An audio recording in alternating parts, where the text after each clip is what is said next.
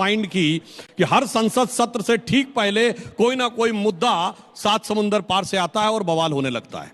इसलिए ये हर मुद्दे के ऊपर जो सेटिंग कर रहे हैं वो अब सेटिंग सब को समझ में आ रही है कि वो सोरस स्कूल ऑफ थॉट से कोई सेटिंग है। इसलिए इस मुद्दे पर भी मैं कहना चाहता हूं कि जब गृह मंत्री जी ने अंदर बयान दिया, न किसी सांसद ने आपत्ति की, न बैठे हुए किसी विपक्ष के सदस्य ने आपत्ति की। मल्लिकार्जुन खड़गे जी बैठे हुए थे, उन्होंने आपत्ति नहीं की, सब सुनकर शांति से बाहर चले गए। और उसके बाद ये कहां से सेटिंग हुई कि उनका माइंडसेट बदलकर विरोध करने का हो गया, ये देश ये समझता। और अब मैं बताना चाहता हूं जो ये कहने का प्रयास कर रहे हैं कि हमारे लिए वोट, साहब हम जब कोई हमारी हैसियत नहीं थी उस जमाने से बात कर रहे हैं। मैं पुनः कहना चाहता हूं, दलित बस्तियों में काम करने वाला सबसे बड़ा संगठन इस देश का है तो वह है सेवा भारती, जो आरएसएस का संगठन है, जो जिसमें कोई वोट से लेना देना नहीं, 1950 से काम कर रहा है जब हमारा हैसियत भी नहीं थी। दूसरा मैं बताना चाहता हूं, जब हम राम जन्मभूमि का शिलान्यास हुआ 9 नवंबर 89, तब हमारी संसद में 2 सीटें थी।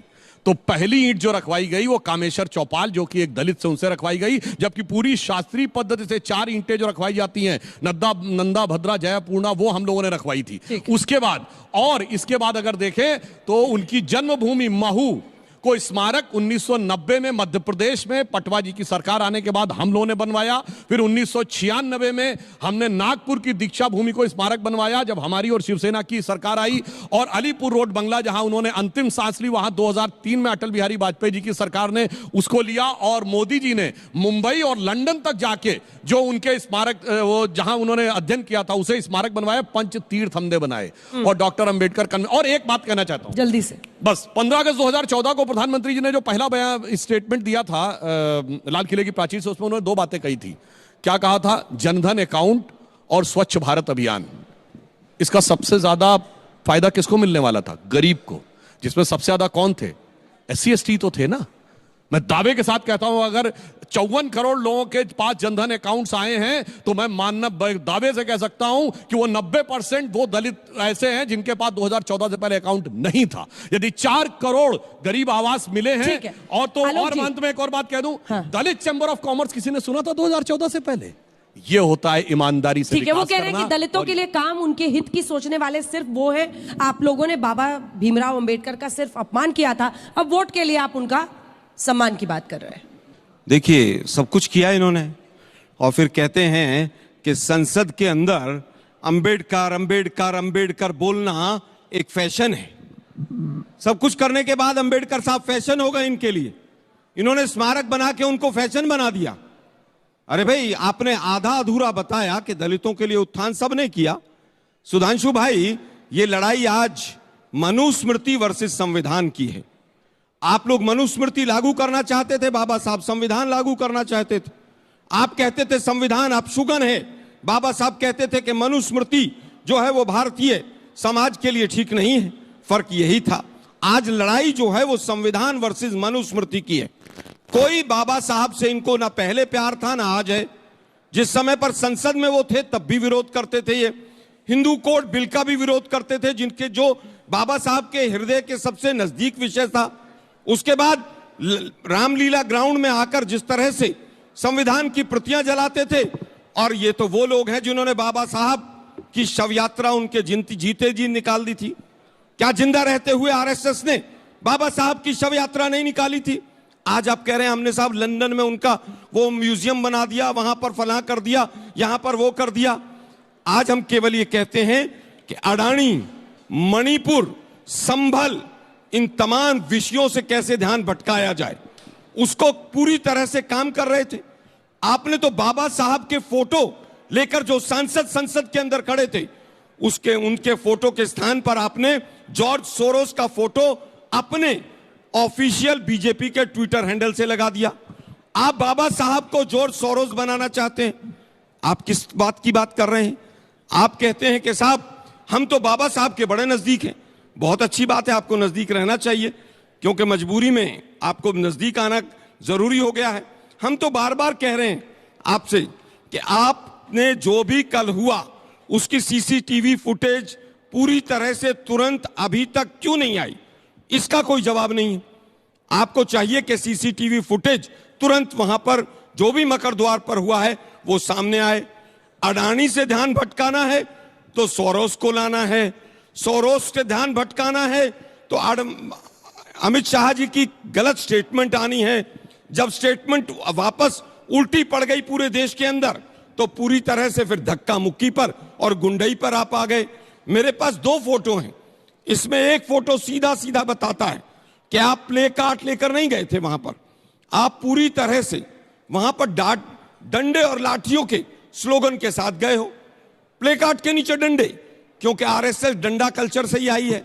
हम तो हमेशा से सौहार्द की बात करते हैं, लेकिन ये लाठी और डंडों की बात करते हैं। ठीक है। दूसरा, इन्होंने जो इनके तमाम सांसद थे, वो जो स्क्रिप्ट लिखी गई वो सारी झूठ लिखी गई।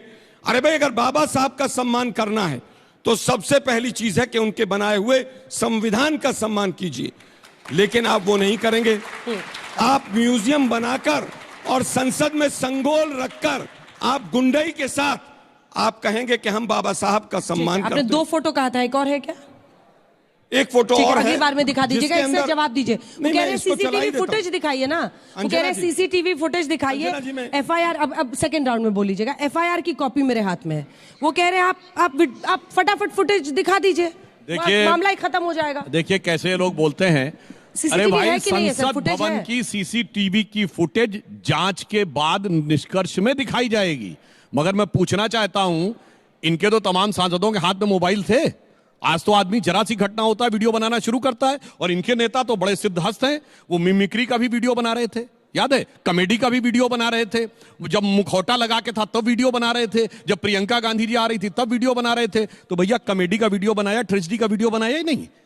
सांसदों के पास तो आप बताइए ना। और मैं एक और बात, अब आपका क्रमवार जवाब दो।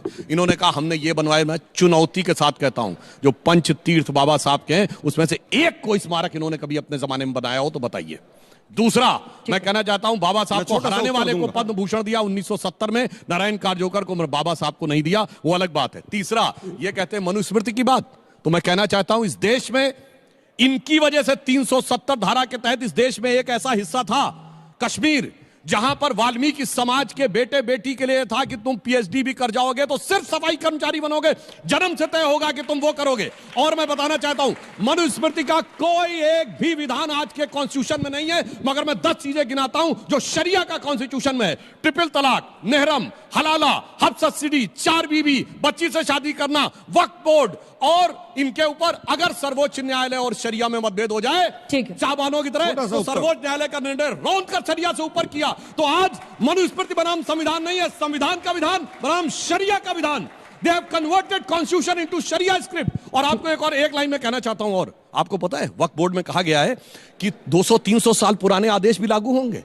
अरकाट के नवाब के आदेश पे तमिलनाडु का मंदिर वक्फ बोर्ड की संपत्ति है। मुगलों के आदेश के जमाने में सूरत की नगर निगम की जमीन पे दावा है वक्फ बोर्ड का। और ये कौन सी सरकारें थी जहां जजिया का कॉन्सेप्ट था, जहां जिम्मी का कॉन्सेप्ट था, जहां गाजी का कॉन्सेप्ट था, हजारों हिंदुओं को मारे, जो बगदाद के खलीफा का फतवा पढ़ के तब पाते थे। यानी सोचिए ये इन्होंने शरिया को किस ढंग से डाला है संविधान के अंदर। असली मुद्दा यह है, और मैं चुनौती कहता हूं, एक विधान बताइए मनुस्मृति का, मैंने 1 दर्जन गिना दिए शरिया। ठीक है, इसका आप जवाब दे दीजिए, फिर महुआ जी आ रही है। छोटा सा उत्तर दे देता हूं। हमने क्या किया, बाबा साहब ने संविधान दिया, पूरे देश ने देखा, 70 साल तक वो संविधान को और मजबूत किया। इसीलिए आज देश के प्रधानमंत्री ऐसे हैं जो पूरी तरह से विभाजनकारी बातें करते हैं और बयान देते हैं, भैंस की और मंगलसूत्र की बात करते हैं चुनाव में। उसी संविधान की ताकत है वो। अब ये कहते हैं साहब वो 4 बीवी की बात, जब कोई तर्क नहीं मिलता तो हिंदू मुसलमान पे आ जाते हैं, शरिया पर आ जाएंगे। अरे भाई, कौन सा शरिया का प्रावधान है जो आपने 11 साल में हटा दिया, जो हमने डाला था? एक प्रावधान बताइए। बता रहा हूं, मेहरम हटाया, हज सब्सिडी हटाया, मैं फिर कहूंगा हज सब्सिडी। अरे हज सब्सिडी कहीं पर भी संविधान में नहीं लिखी है। आप सांसद हैं, मैं फिर कहूंगा प्राप्त था। अरे भाई, एडमिनिस्ट्रेटिव डिसीजन है, संविधान में नहीं है। आप सांसद हैं, ये माना, जो मर्जी झूठ बोल के आप संसद में भी चले जाते हैं, लेकिन यहां पर नहीं जा पाएंगे। हज सब्सिडी का कहीं जिक्र पूरे संविधान में नहीं, लेकिन आप लोगों को मोदी जी ने पेमेंट क्यों करती थी सरकार ने? देख, मैं आपके बीच में नहीं बोला, झूठ बोलने की आपको आदत पड़ गई। झूठ आपका पकड़ा गया। सीधा सीधा मुझे एक बार बताइए, 2 सवाल। बहुविवाह हमारे समाज में हिंदू में था कि नहीं था? क्या अभी आदिवासियों में है कि नहीं? हाँ या ना? क्या आपने हटा दिया वो? ये बहस हिंदू कब हिंदू समुदाय है। मुस्लिम हो गया, मुझे हिंदुओं पता ही में नहीं कोई चला। को विवाह नहीं कर सकता। मतलब दलितों की बात हो रही थी, हिंदू मुस्लिम हो चुका है। महुआ जी, एक मिनट जल्दी पूरा कीजिए। आदिवासियों में आज भी है। दूसरी हिंदुओं बात- में कोई अरे एक सुनिए पत्नी रहते भाई। हुए दूसरी शादी नहीं कर सकता। आप गोवा का फिर फंस गए यूनिफॉर्म आप। अरे सुनिए ना, मैं फंसा नहीं, आप फंसेंगे अभी। गोवा का बता यूनिफॉर्म नहीं एक मिनट पाए सुनिए ना, कि- देख मैं आपके बीच में नहीं बोला। चलिए, गोवा का संविधान यूनिफॉर्म सिविल कोड जो आया है यूसीसी, उसमें 2 पत्नियां रखने का अधिकार है। ये हाँ आया या नहीं ना? है, अंग्रेजों के जमाने से चल रहा, आपके अरे जमाने भाई, से चल है रहा, कि मेरे नहीं? भाई आपके जमाने से अरे चल रहा भाई है। यूनिफॉर्म सिविल कोड जो महुआ माजी जी, आप वहाँ पर आपकी- मौजूद थी, एक क्या जो हुआ आपकी था उस दिन? सरकार ने- क्योंकि आपकी एफआईआर सरकार दर्ज ने- हो गई है। एक बिल्कुल, मिनट, मैं अंजना बता जी, रही हूँ। लड़ाई